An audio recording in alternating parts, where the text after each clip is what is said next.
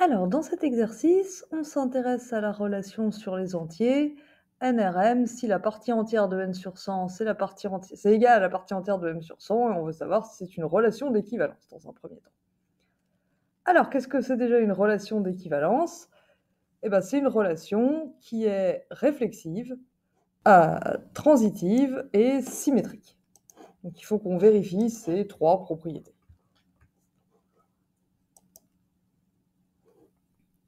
Alors, commençons par la réflexivité. Comment est-ce que je vérifie si R est réflexive?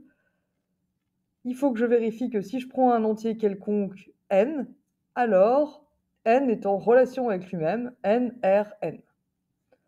Or, n sur 100, bah du coup, si c'est égal à n sur 100, en fonction des portes ouvertes, hein, bah du coup, la partie entière de n sur 100, c'est la même que la partie entière de n sur 100.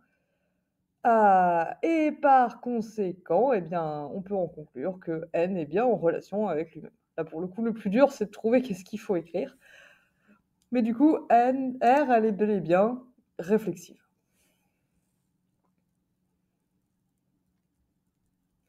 Alors, bon, ça c'était pas très dur. Voyons maintenant la symétrie de R.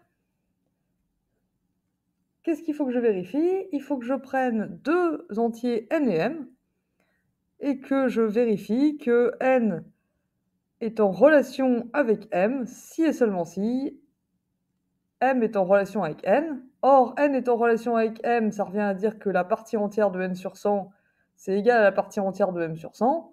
Mais ça, c'est pareil que de dire que la partie entière de m sur 100 est égale à la partie entière de n sur 100. A priori, l'égalité, ça marche dans les deux sens. Et ça, bah, c'est pareil que de dire que m, r, n. Donc à nouveau, c'est pas très dur de montrer que R est bel et bien symétrique. Et bien, on est bien parti. Est-ce qu'elle est transitive? Est-ce que ça va être plus difficile? Alors, pour vérifier ça, pour vérifier la transitivité de R, il va me falloir cette fois trois entiers, N, M et P, par exemple.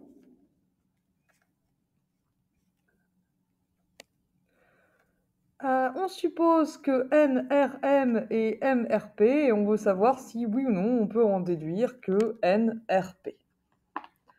Et on devrait pouvoir le faire puisqu'on sait qu'à la fin on va obtenir que R est une relation d'équivalence. Alors, NRM, qu'est-ce que ça me dit? Ça me dit que la partie entière de n sur 100 est égale à la partie entière de m sur 100. Très bien. MRP, ça me dit que la partie entière de m sur 100 elle-même, elle est égale à la partie entière de p sur 100. Mais du coup, si je mets les deux ensemble, si je mets les deux bout à bout, ben la partie entière de n sur 100, qui est égale à la partie entière de m sur 100, doit être égale aussi à la partie entière de p sur 100. Et ça revient exactement à dire que NRP, donc on obtient sans plus de difficulté la transitivité de la relation R. Donc R est bel et bien transitive, symétrique et réflexive. C'est une relation d'équivalence sur les entiers.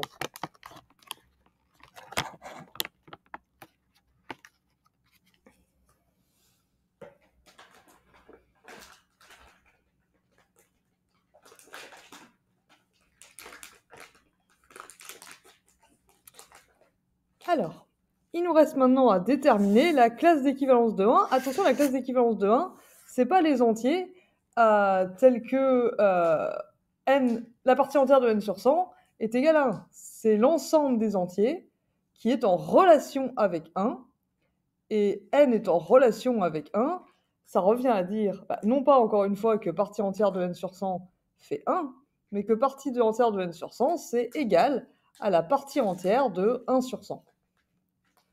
Or, la partie entière de 1 sur 100, c'est 0. Hein. 1 sur 100, c'est 0,1, donc sa partie entière, c'est 0. Et on se demande donc quels sont les entiers tels que n sur 100 est compris entre 0 et 1. Autrement dit, ce sont les entiers qui sont compris entre 0 et 100 strictement. Donc la classe d'équivalence de 1, c'est l'ensemble de ces entiers-là, donc c'est l'ensemble 0, 1, 2, patati patata, jusqu'à 99. 100 n'est pas inclus dedans, puisque la partie entière de 100 sur 100 fait 1 et pas 0, justement.